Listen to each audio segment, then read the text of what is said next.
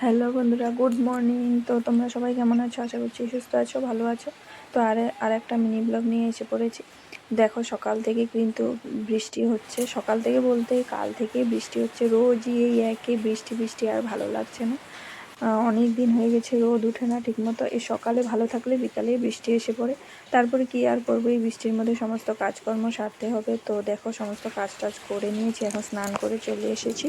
এই যে ঠাকুরের ফুলগুলো তুলে এনেছি কাছ থেকে।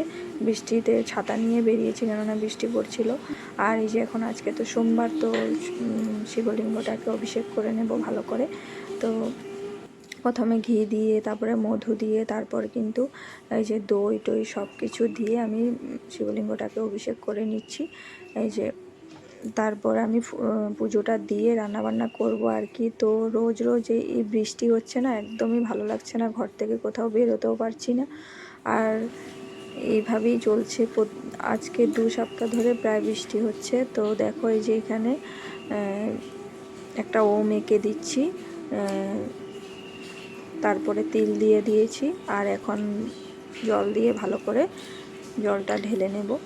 আর এই যে আজকে কিন্তু দুধ ছিল না, আর এগুলো দিয়েই করেছি। আর বেলপাতাটা আমি পিতলের বেলপাতা দিয়েছি, কেননা সবসময় তো বেলপাতা পাওয়া যায় না, আর আমাদেরও গাছ নেই, তাই জন্য আমি পিতলের একটা বেলপাতা কিনে দিয়ে দিয়েছি।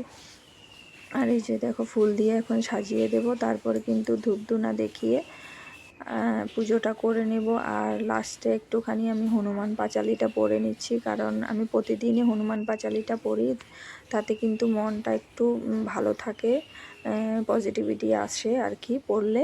তো আমি প্রতিদিনই পড়ে থাকি। তারপর একটু ধূপধুনা ঘরে দেখিয়ে দিচ্ছি। এরপর আর কি রান্নাবান্না করব। ঠাকুর পুজোটা দেওয়া হয়ে গেছে আমার।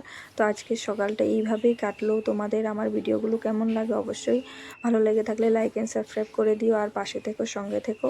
এরপর রান্না করব। ছেলে স্কুলে গেছে, হাজব্যান্ডও স্কুলে গেছে, তো আমি এখন রান্নাবান্না করে নেব এর মাঝখানে। তারপর দেখো, আমার কিন্তু পুজো দেওয়া হয়ে গেছে।